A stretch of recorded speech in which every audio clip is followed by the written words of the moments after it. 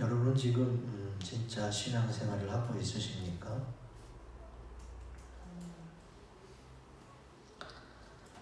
주님께 은혜를 입은 것에 감사하며 주님 뜻대로 우리가 가야 할 길을 한 걸음 한 걸음 내디디며 가시기를 주 이름으로 기원드립니다.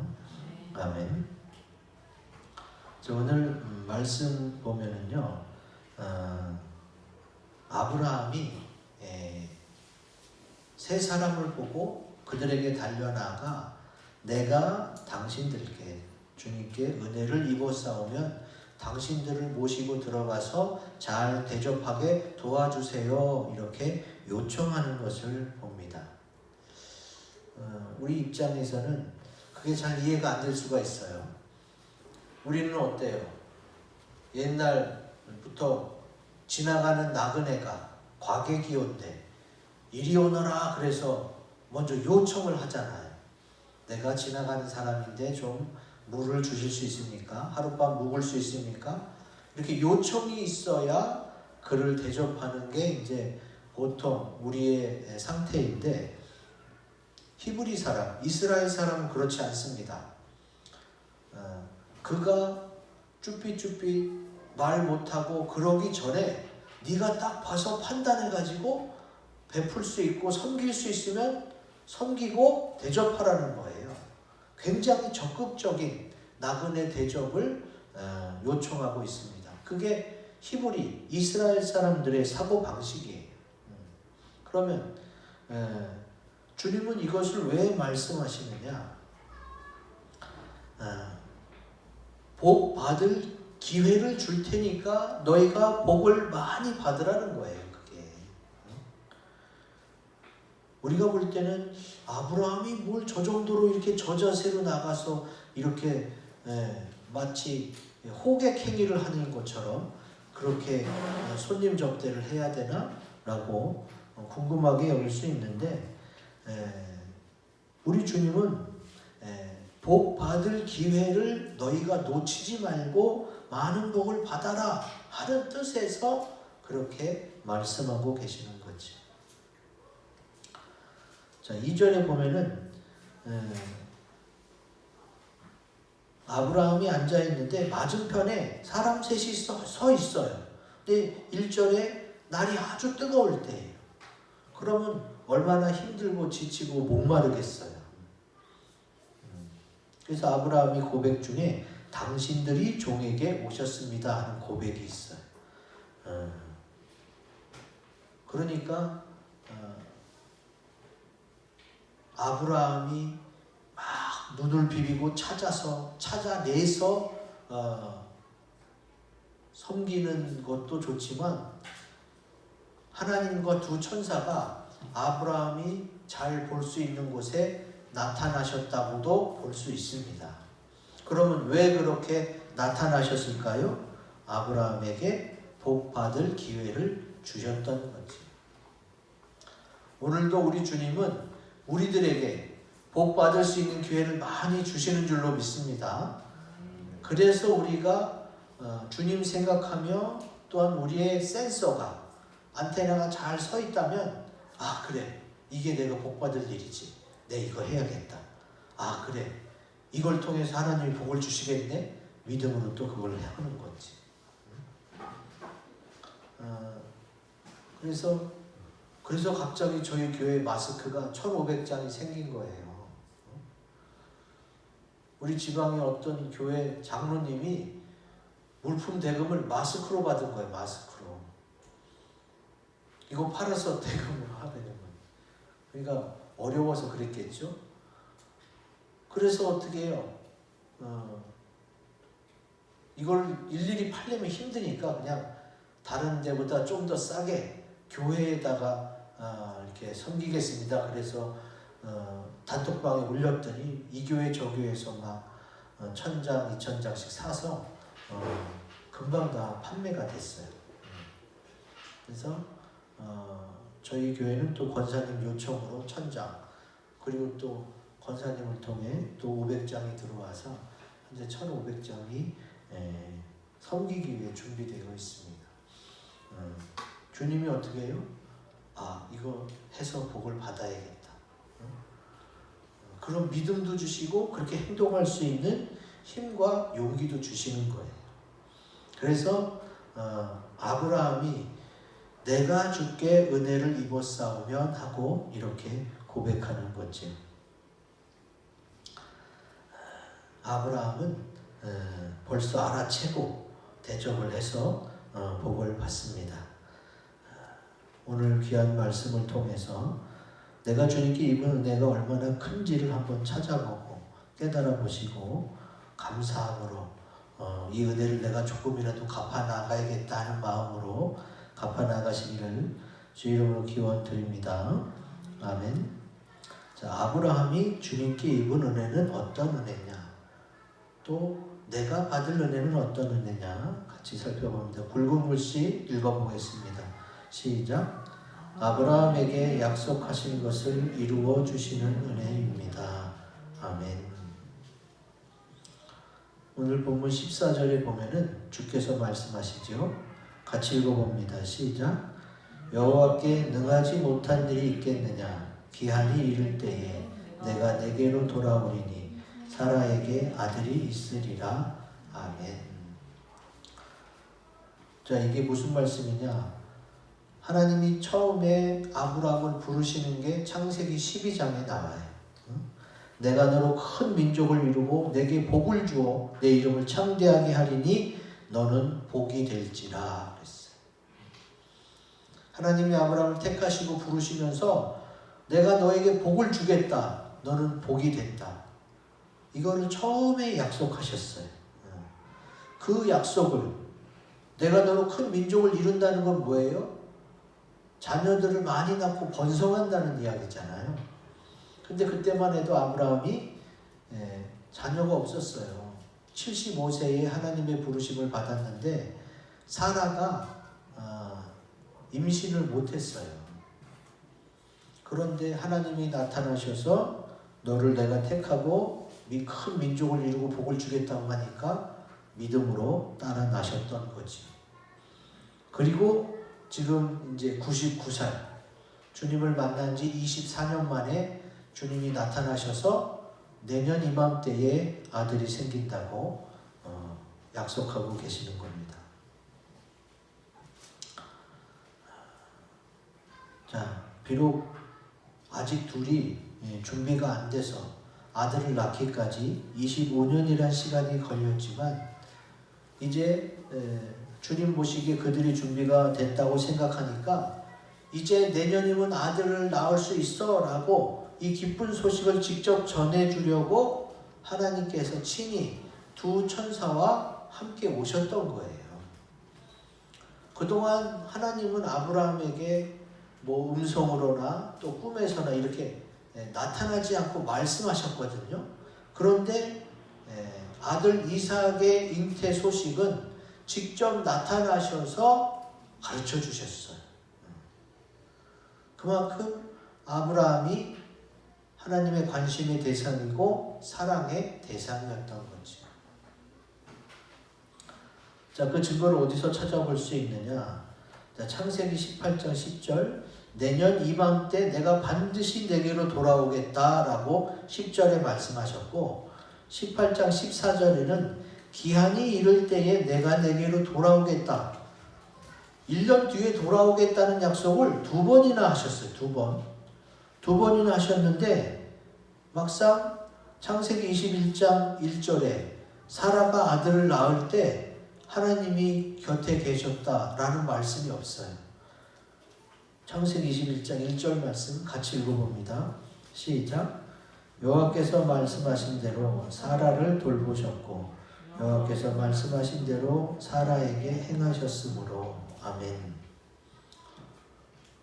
내가 1년 후에 내게로 반드시 돌아오겠다는 약속을 두 번이나 했지만 정작 사라가 아들을 낳을 때 주님이 옆에 계셨다는 말씀이 없어요.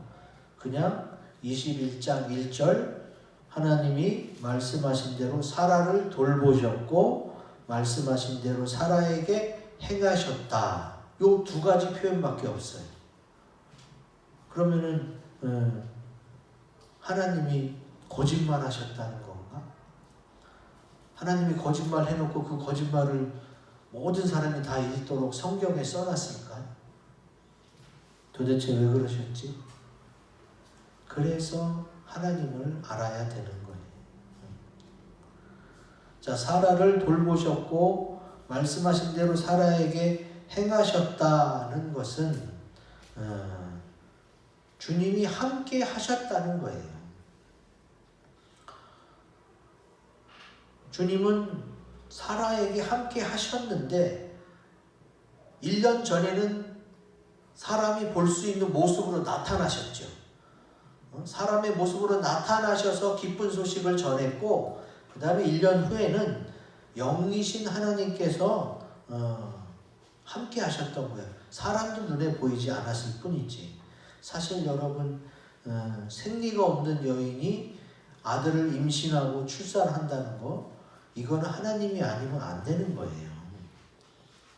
그러니까 임신부터 출산까지 그 모든 과정을 하나님이 말씀하신 대로 돌보셨고 말씀하신 대로 행하셨습니다. 하나님이 함께 하셔서 가능했던 거지. 그래서 하나님이 어떻게 해요? 약속하신 것을 이루시게 되는 겁니다. 지금 우리 눈에 우리 주님이 보이시나요? 우리 눈에 보이지 않지만 우리 주님이 함께 하시는 줄로 믿습니다. 눈에 보이지 않지만 우리와 함께 하시는 그 주님이 사라를 돌아보신 것처럼 우리도 돌보시고 우리에게 행하시는 줄로 믿습니다. 아브라함을 향한 하나님의 사랑이 이렇게 컸어요. 그를 돌보셨기에 생리가 끊긴 사라가 임신할 수 있었고 그에게 말씀하신 대로 약속하신 대로 행하셨기 때문에 사라가 아들을 낳을 수 있었어요. 여러분, 하나님이 아들을 낳을 것이라고 했으니까 아들이 나온 거지 그냥 자식을 낳을 것이다 그러면 아들인지 딸인지 모르잖아요. 근데 하나님이 아들이라고 하셨기 때문에 자식을 낳으면 아들이겠구나. 왜? 하나님이 말씀하셨으니까.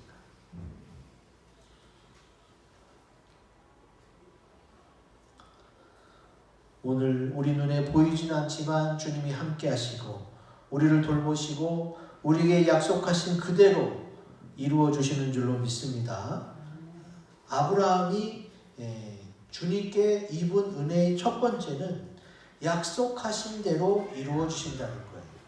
그럼 그 아브라함이 받은 은혜가 오늘 아브라함의 후손인 우리에게 그대로 적용돼서 우리도 그 은혜를 받게 될 줄로 믿습니다.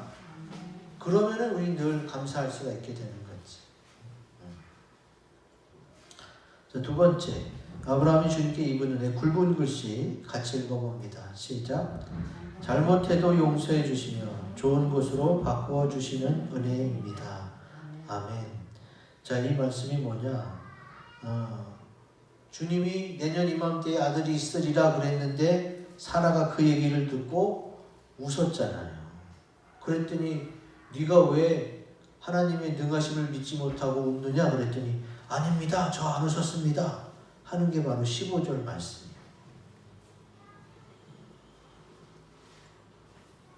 자, 사실 사라가 속으로 웃은 것은 재밌어서 웃은 게 아니잖아요.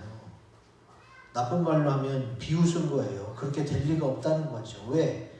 자기는 이미 생리가 끊겼어.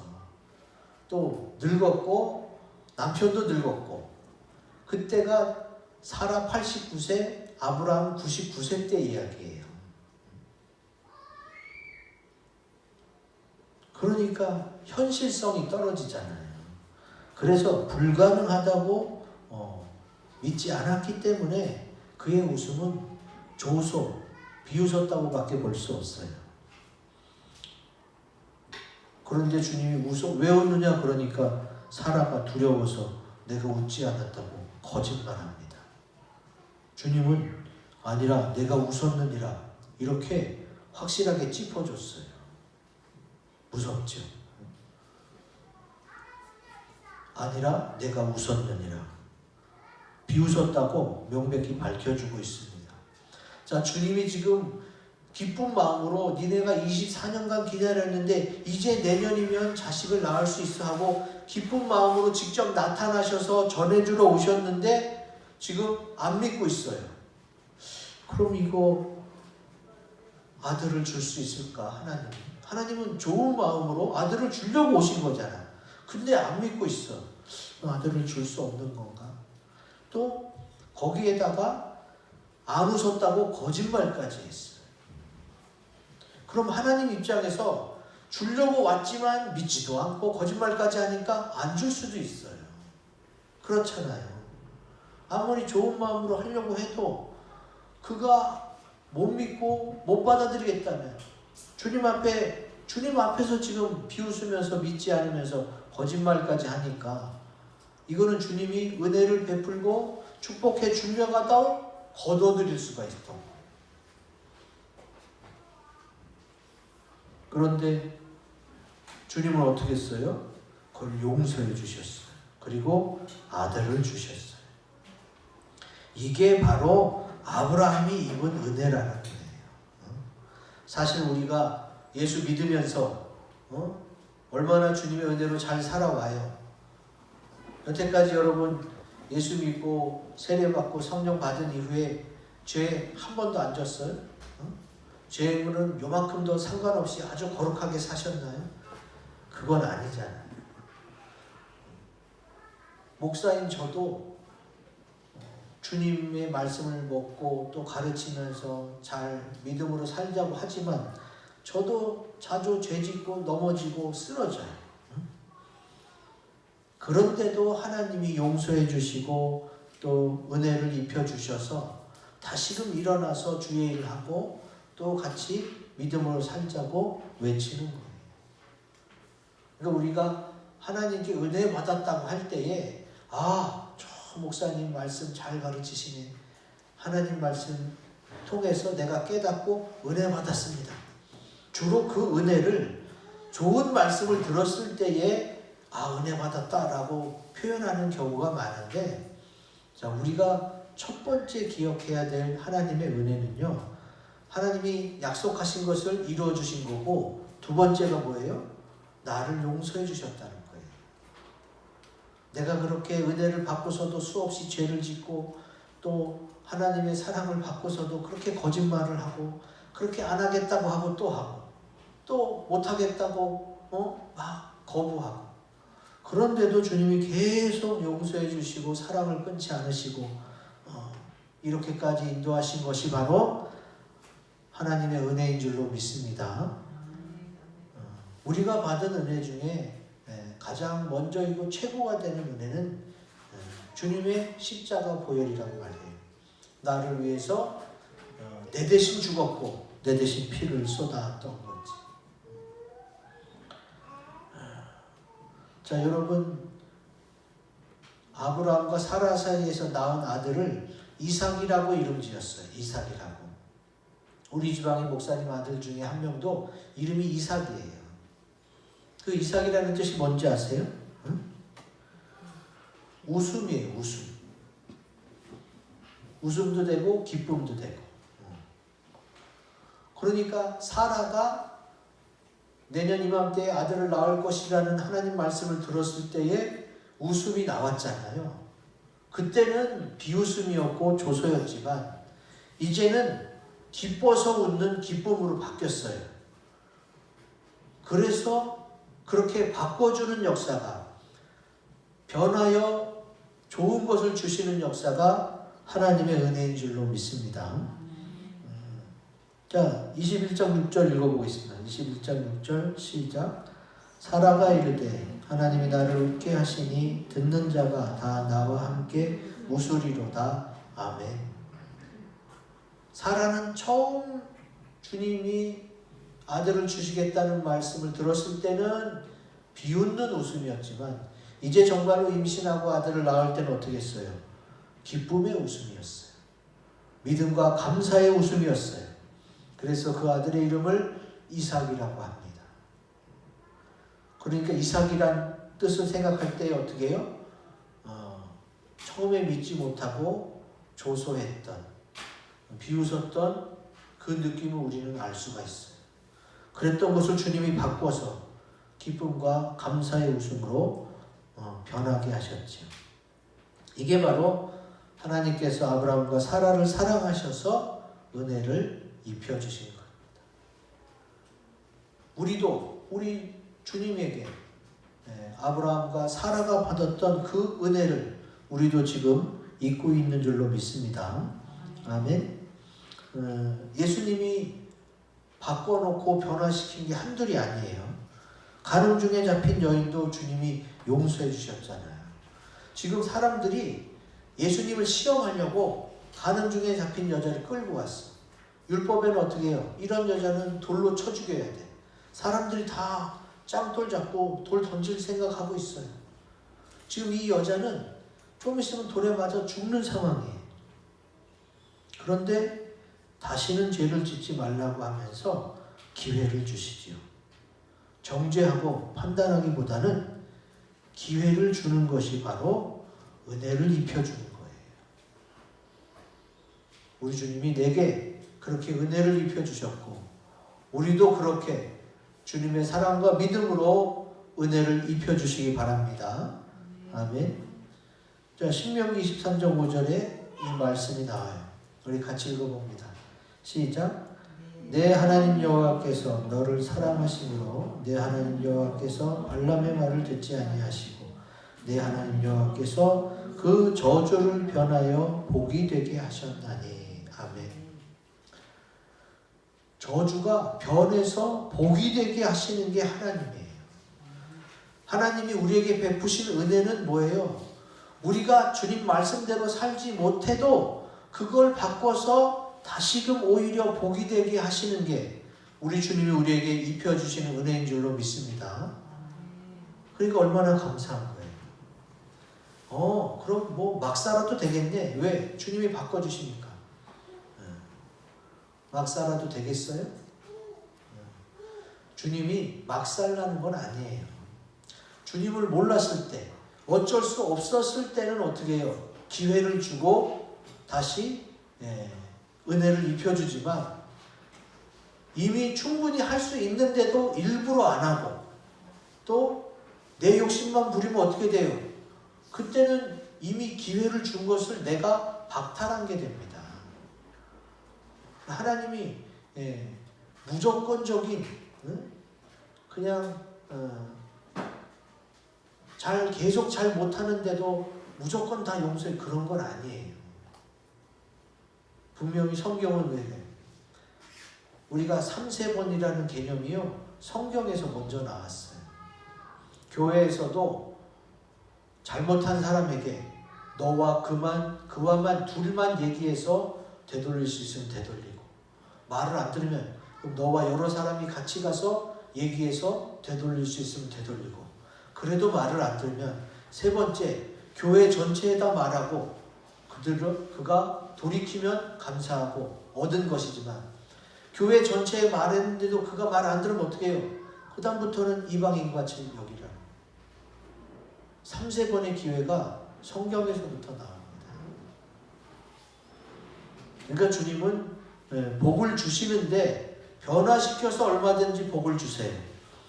그러나 하나님의 크신 은혜와 사랑 가운데 우리가 자기 마음대로 요번에 변할 수 있지만 내가 좀 더 욕심을 차려야겠다.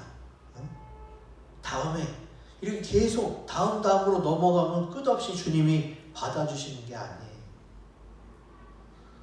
왜? 끝이 있잖아요. 끝이.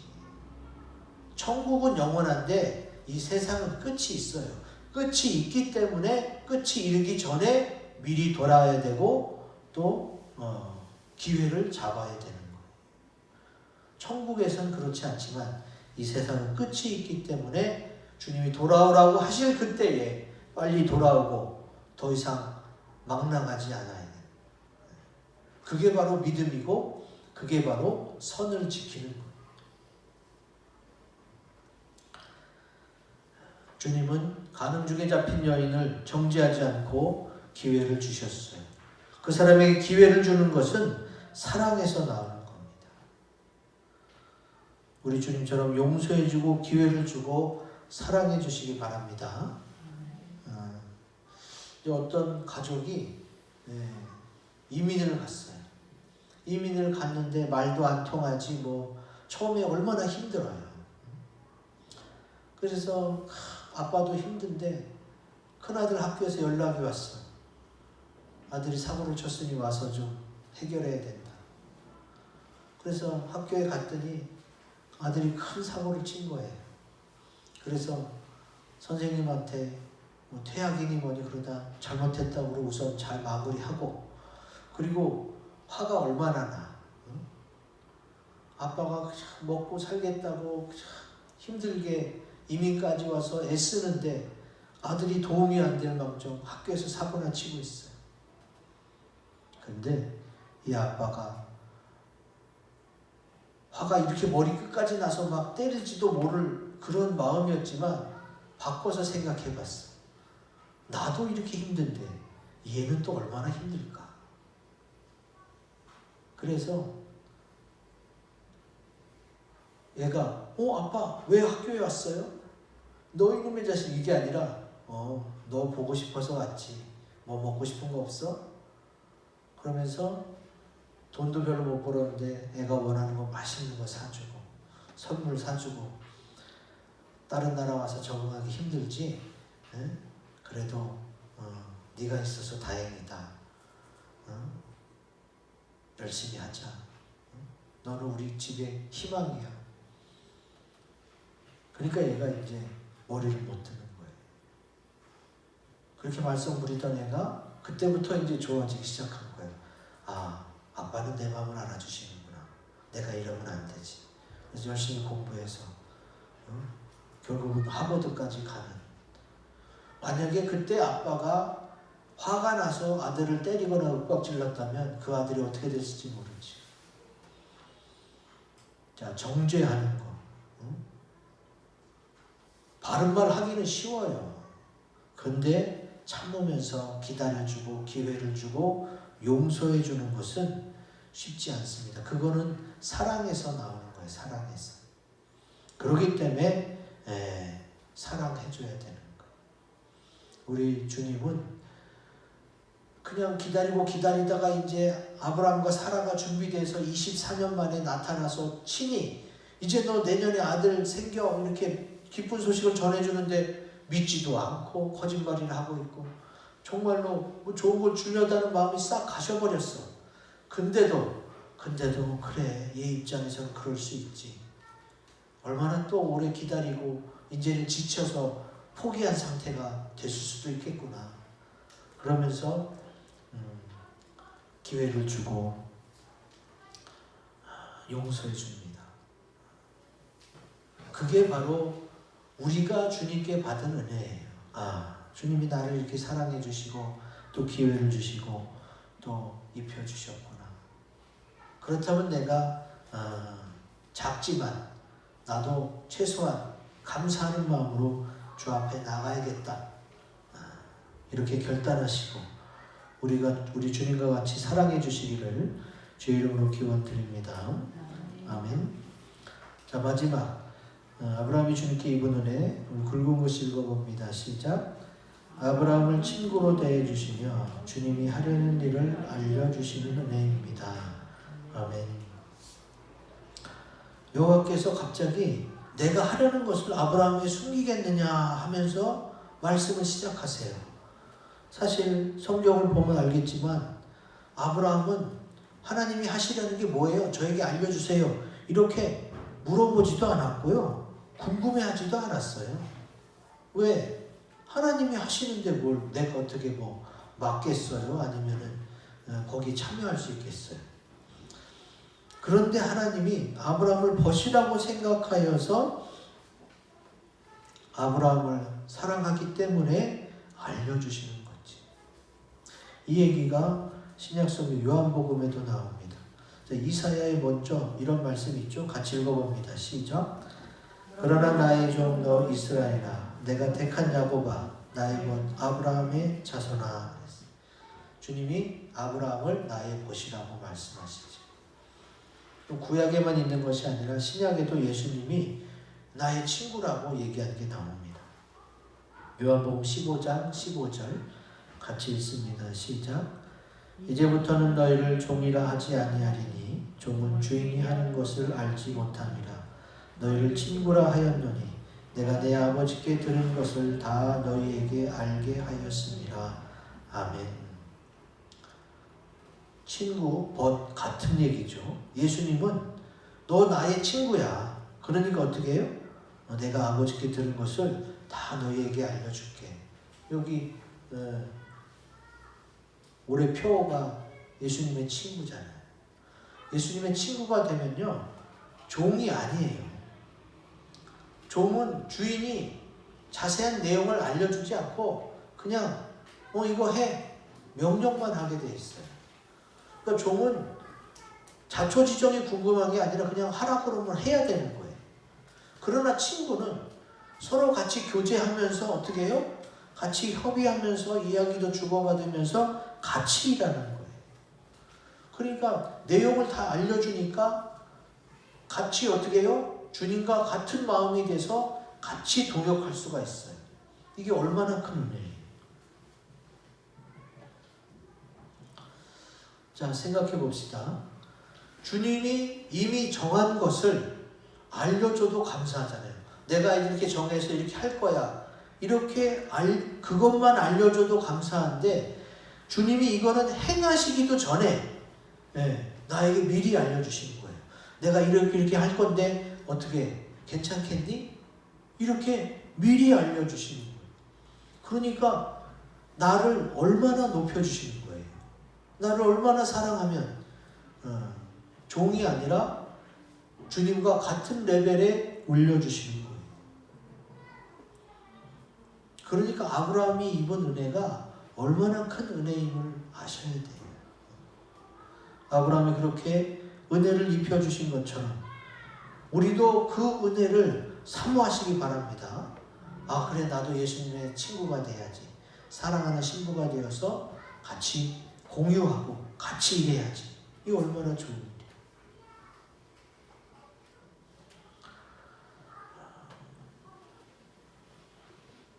친구 따라 강남도 가고 또 친구 잘못 생기면 나쁜 일도 같이 하게 됩니다. 그만큼 사람에겐 친구가 좋지요. 친구가 좋지만 이 세상 친구는 어떻게 해요? 세상을 목표로 세상에서 잘 되길 원하는 친구이기 때문에 우리 본향을 천국으로 생각하는 우리들에게는 약간의 차이가 납니다. 그러니까 세상 친구는 그냥 세상 친구일 뿐이야. 이제 죽게 되면 어떻게 해요? 예수 안 믿는 친구는 지옥에 가는 거고 예수 믿는 친구는 천국에서 만날 수밖에 없어요. 그렇다면 우리가 이 땅에서 내 친구가 소중하다면 내 친구에게 복음을 전할 뿐만 아니라 내가 예수 믿는 사람으로서 이렇게 행복하게 이렇게 감사하게 살고 있는 모습을 보여줘야 돼요. 너 그냥 노후자금 재테크 돈 때문에 너 혈안이 돼서 살지 나는 그거 없어도 나 너무 행복하고 감사해. 너 그거 무거운 짐이야. 내려놔. 예수님의 짐은 오늘 가볍고 쉬워. 나랑 같이 예수님 믿자. 이렇게 본이 돼야 될 거예요. 이런 믿음을 가지면 주님이 나를 친구 삼고 나를 신부로 삼는 거예요. 아, 교회는 다니는데 그냥 세상 사람하고 똑같이 그냥 세상에서 집 한 칸, 또 좋은 차, 노후자금 이런 것만 생각해내는 그런 사람은 어떻게 해요? 주님이 친구 단계, 같은 벗으로 동역하면서 같이 할 수 있는 단계가 되고 싶어도 안 되는 거예요. 주고 싶어도 안 되는 거예요. 왜? 생각과 마음이 서로 다른데 어떡하겠어요? 우리 아브라함이 받은 은혜는요, 이렇게 큰 은혜. 그래서 주님이 아브라함을 믿음의 조상으로 삼으시고 또 아브라함의 자손을 하늘의 별과 같이 많게 하신다고 하는 건지. 이제 오늘 말씀을 듣고 우리도 어떻게 예수님의 신부가 되기 위해서 예수님의 친구요 동역자가 되면 어떻게 해요? 아브라함에게 주신 은혜를 우리도 입혀주실 줄로 믿습니다. 그러면 주님의 친구요 신부로서 주님이 하시는 일을 알려주시고 용서해서 바꿔주시고 또 우리에게 하신 약속을 다 이루어 주실 줄로 믿습니다. 아멘. 이 말씀 가지고 우리 합심해서 기도하는 시간을 가집시다.